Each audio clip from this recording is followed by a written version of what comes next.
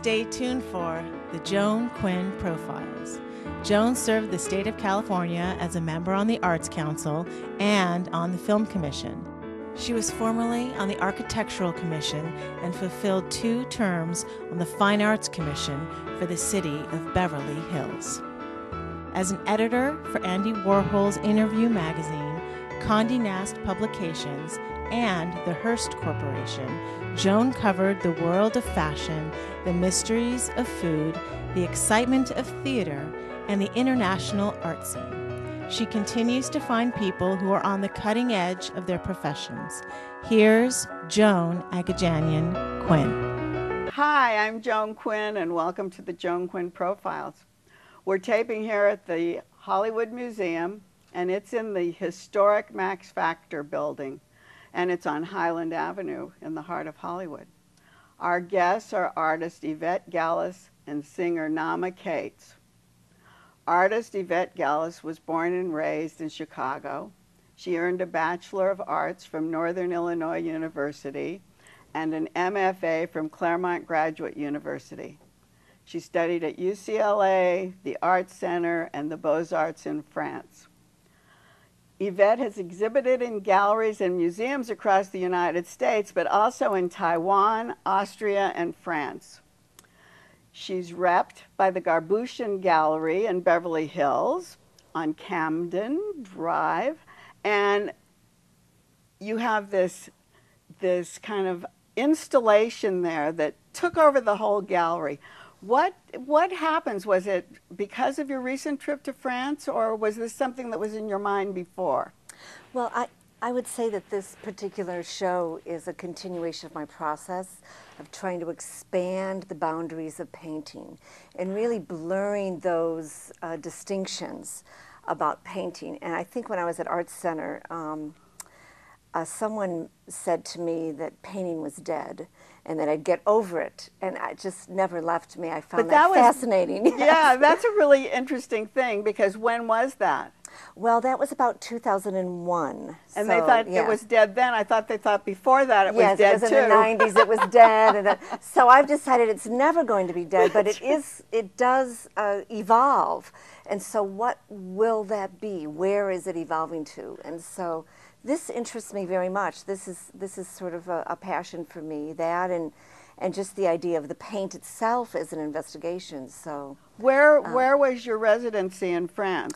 I was in a wonderful chateau, sort of castle, very old, sort of decaying, falling apart place, but right on the Seine, an hour outside of Paris, in a little town called Marnay-sur-Seine.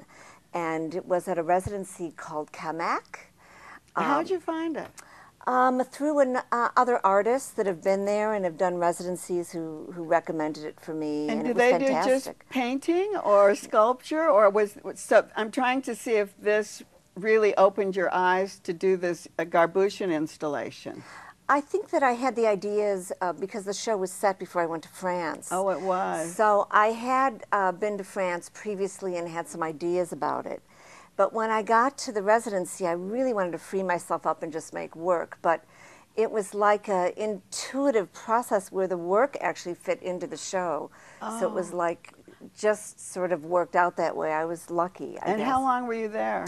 I spent 1 month sort of in solitude, swimming in the Seine every day. Were there other artists there? Yes, there were. There were artists, writers, musicians. It was a very interesting group. And did you collaborate in any way? We talked. We had dinner every night together. We drank a lot of wine. That's so great, isn't it? Yeah, it was great. It really broadens your horizon. Yeah.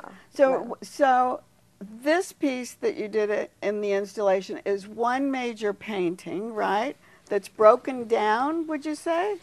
Yes, I would say that it Here I have a picture. What like one.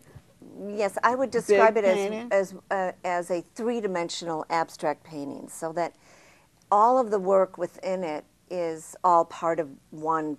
It's kind of like the bubbles in the sea. Well, each aspect is a bubble, but the whole thing is one idea. I looked at this, and I thought this was the main part. Then when you walk through, you see things like this, like you've taken pieces out. And what material did you put on these? used for these? Mostly, this is mixed media.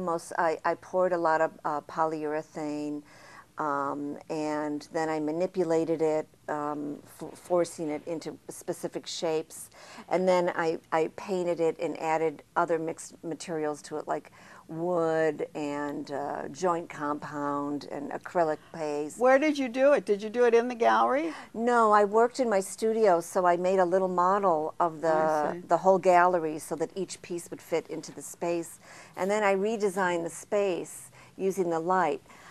So something like this was like part of it, right? Yes. Things hanging on fish wire? Yes, plexiglass that I painted on, so that the ideas that are inside the paintings are actually coming out into the space. It's like you're walking into the painting is how I felt. I felt when I walked into that space that you built a small space, walls that were never in that gallery before. And you feel like you're walking into that big piece. Yes, good. And then you're like walking around it, and was that what you wanted? Yes. That's the idea. You hope, you know, people sort of, get the idea, but it is open, for how people are responding to it. And here's, I'm going to show this one too, because this has part of what you poured on the bottom. There were things on the floor. And there were little holes on walls that forced the viewer to look through to see all of the different ways in which you could see these elements of the painting in relationship to each other. So when you come in, you have holes that you can look, before you even get into the gallery, you have a place where you can look through and see what's going on. So did you have a maquette in your studio? Yes, I built it, and I played with it over the course of time. But that's something different because you can't walk into it. Having a maquette and seeing this, and maybe even putting something going through is not the same as when you get into this big space and you have to make it intimate. Yes, it does change, and I will be honest with you, I still am thinking, I could have put more here, and I really wanted all those paintings to be next to each other, and so there's a lot of flexibility in regards to the gallery too, because they do want to sell work, and I really wanted to show the work in a way which probably isn't conducive for selling it. Okay, there's the next point. This is a little that's tricky. The next point. How do you sell that work? Well, we separated enough of the paintings alone. Like things that are hanging, would you sell those separately, or I things think on everything's the wall? always for sale.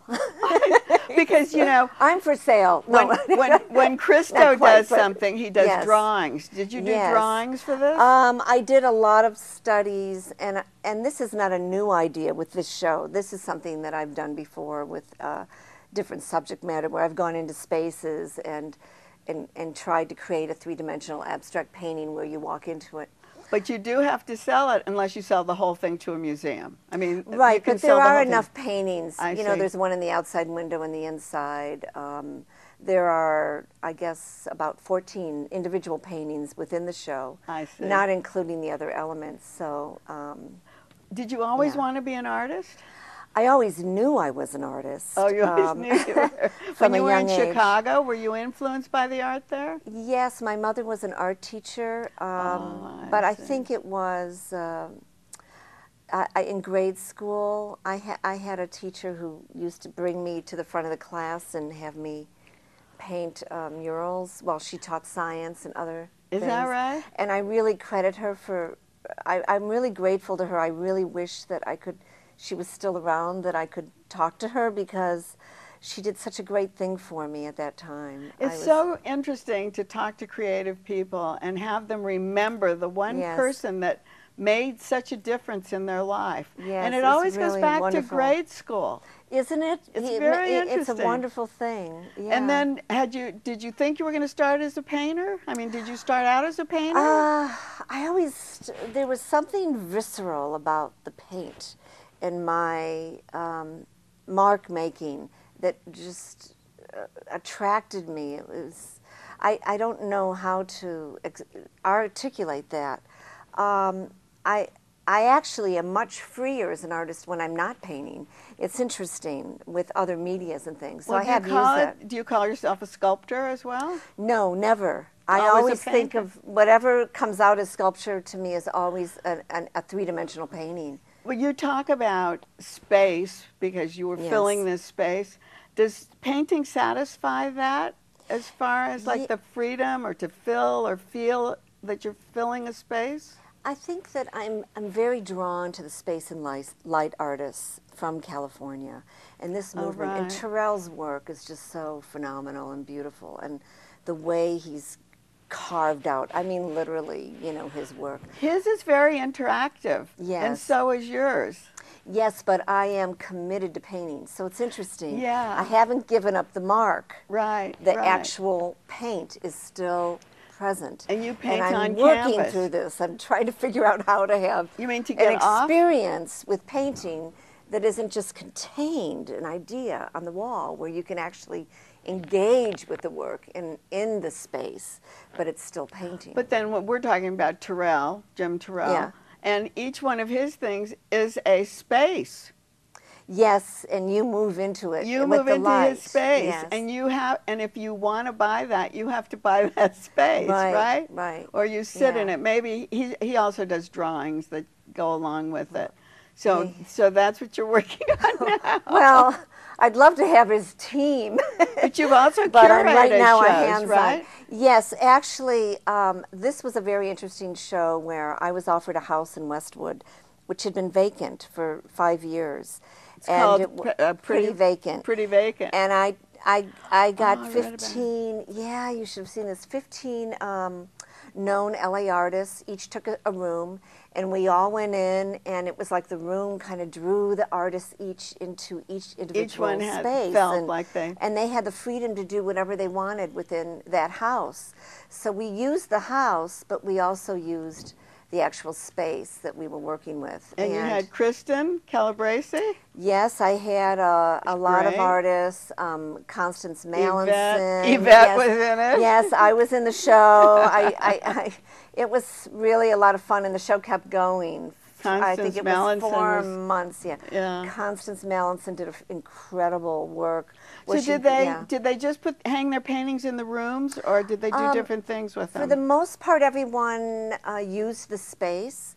I think 2 of the artists actually just took a room and hung their work, and it was okay. You know, it was like, okay, let's see what our work looks like in a really small, intimate setting.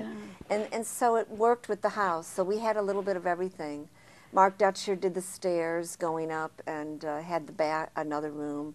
He did a great installation. It was really an interesting experience. Well, Yeah. I think what you brought to us today, because the idea of space and filling it and creating it, but still staying a painter is really difficult. Yes. So thanks for trying to explain it to us. Yes, I'm still trying to figure it out myself. Okay. Yes. And don't go away. We'll be right back with singer Naama Kates.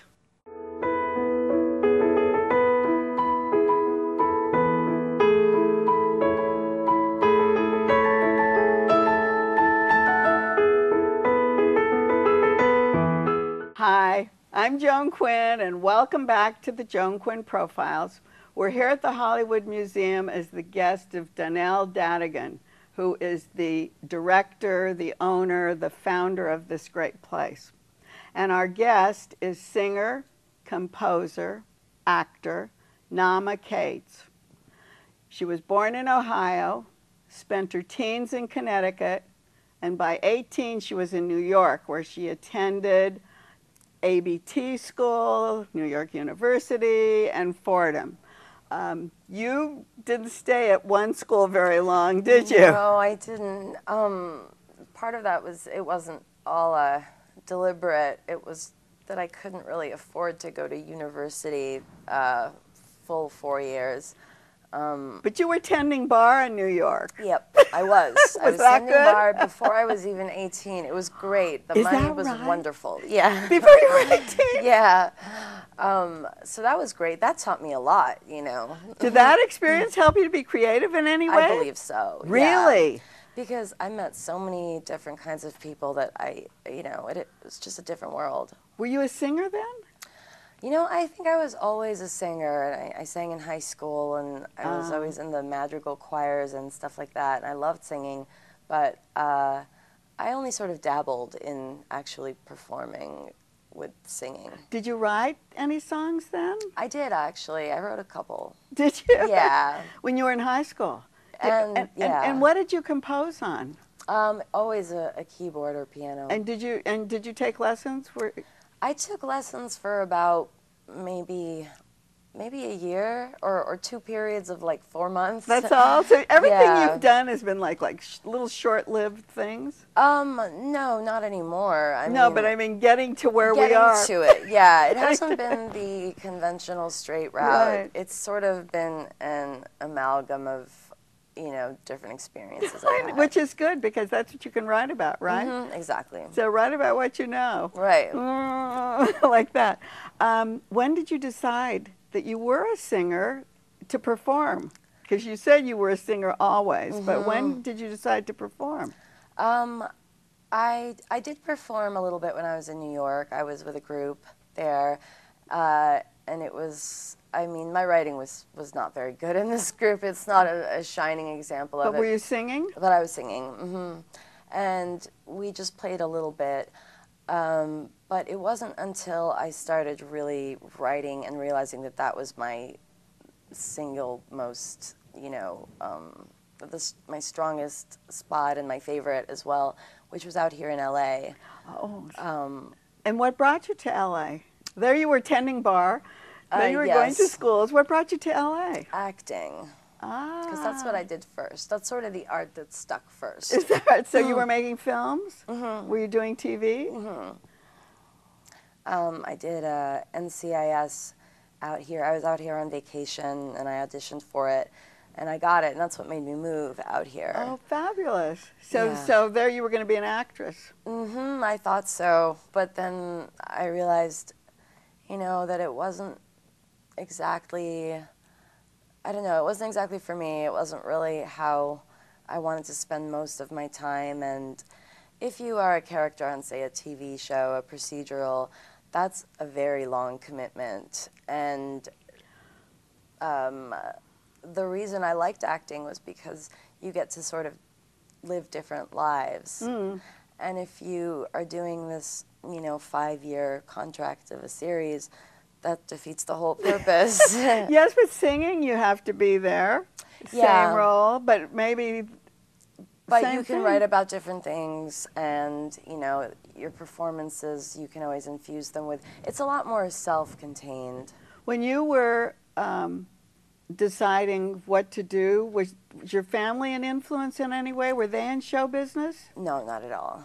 Were they singers? Nothing like that? No, my mom was a painter. Oh, so there was a little artistic gene there. And what is your name? 2 A's, Naama.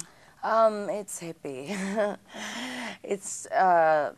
It was changed, the spelling. My family's background is Russian, so it was originally written in the Cyrillic, and it comes from a Hindi or Sanskrit word, you know, namaste. Yes, Yeah. is that it? Oh, with 2 A's. Beautiful. Naama, that's what I was wondering, if it was someone in the family that had carried on the name, or... Oh, yeah, no, it was my mom. And so the door to Hollywood was opened through a TV show when you were here, and then you came back. And then, did you start writing music right away when you got to LA? I would say after about a year. I bought a keyboard and realized I just bought it to print out sheet music and see if I could play stuff for fun. And then I started writing it was too hard. I was trying to play Chopin and everything, and I didn't have the technique. And so I started writing instead, and then I realized I loved it. And then that was it. So then, from what I know about you, and I know it from Lynn, your PR person, that you went to open mic sessions. Yeah, that's how I started. Was that a good way to start? I think so, because it was a chance to perform, and for me, performing is a part of the art. You know, it's part of the process. Like, there's creating, there's writing, there's recording, but performing is necessary too. Well, let's talk about the performing. What do you wear? That's part of the creative, right? Yes, it is. It's changed a lot this year, I would say, from my previous 2 records, because the music's changed. So, you know, my previous record was jazzier. The first one was a little bit more pop, and I would always kind of dress just elegantly, you know, and be playing the piano. And now it's a little bit more rock and electro and a little wilder, so I can And you dance. Mm-hmm. And you dance on stage, right? Mm-hmm. Yeah, so I have to keep that in mind, what shoes I'm wearing, or, you know. And then the other thing is you worked with producer who's an award-winning producer, Mm-hmm. Cyrus Melker. And how did that collaboration start? That was really magical because I met him through someone else who worked kind of with him, or, you know, close by to him, who said, you know, his friend said, I'm a DJ and I write, would you want to sing? And I was like, okay, sure, because I was in LA, you know, and it's something I wouldn't have probably been open to in New York, but in LA everything was new, so I was. And I went there to work with this friend of his, and that's when I met Cy. He was working on a commercial, and he just asked, hey, do you think you could sing this thing? You know, he didn't even know me. And oh, for the commercial? Mm-hmm, Really? mm-hmm. How great. Yeah. So I did that, and it was wonderful, and it sounded so good. So from that point on, even though that was before I started writing the music, I always remembered him as being really good. And once I started, I contacted him, and it took a while before he responded, but once he did, it And got then rolling. did he produce your, Mm-hmm. so what was it, Unexamined Life? Yeah. And that was the one he did? Mm-hmm. What was the theme of something like that, of that CD? Self-examination, a little bit of loneliness in LA. You know, it's based on, the title is from that quote by Nietzsche, unexamined life is not worth living. And so did you write all the music? Yeah, I wrote all the songs. You did? Yeah, on piano, and, you know, I was playing them fully. But Cy did the arrangements, and you know, they were lovely. We brought in all these musicians. I was going to ask you, when you sing on stage, and where have you sung on stage? Most recently, Bootleg Theater. We've done Hotel Cafe and Room 5 and the Silver Lake Lounge. So when you put out a new CD, you actually go to one of those places and sing everything, or do you just book those rooms for? Well, Naama Kates sings. I do. I mean, you know, I do sort of promote whatever record I'm doing. Yeah. I try to sort of make the set more about that one when it's, you know, timely for that. And it's a good question, actually, because this great legendary manager told me you should have 10 shows under your belt with your band before you do your main one. And oh, before you do your main one, and yeah. that's 10 shows. And so when you go on, what I was going to ask you is, when you go on into one of these rooms, what is your band? How many people? It varies a little bit, but this setup for the new record Sold is generally a drummer and a bass player, and you know, me on keys and vocals, and Cy on MPC and guitars. Oh, I see. So there's four or five? And sometimes we have a fifth, we have a cellist, sometimes we have a horn section. So you did another, after Unexamined Life, you did another CD with another award-winning, Grammy-nominated Scott Frazier. Yeah. And was that a lot different from what you were doing with your? It was totally different because I produced it myself, and I see. That's so crazy now. When I think about it, I can't believe that I did it, because it's such hard work. But Sold is the newest one. Is the newest one, yeah. And to me, it seemed like there was a lot of Middle Eastern kind of drumming and influence. Yeah, that song especially, Sold, has tablas in it. And I don't know, we just fused. We had a lot of fun with it, Cy and I, you know, just kind of coming up with the sounds, and, you know, it was a lot. He had a lot of fun putting his flavor into it, and so, yeah. And you were I mean, I saw that you were dancing to that. You sang to it. Yeah, I'm not locked and trapped behind the piano all the time now. Oh, I see. I used to always just play whenever I sang. And on this record, you know, I play in about half the songs, and some I can just get up in front and frontman and dance, and that's really fun and liberating. Well, we're glad you came here to be liberated Thank you. today. And we'll listen for Sold, because I thought the music was really great. Oh, And, thank you. Yeah, and your voice sounded fabulous. Thank you. And thank you for being with us. Thank you so much. And thanks for watching the Joan Quinn Profiles, and keep writing to JAQUINN1 at AOL.com. And we'll see you next time.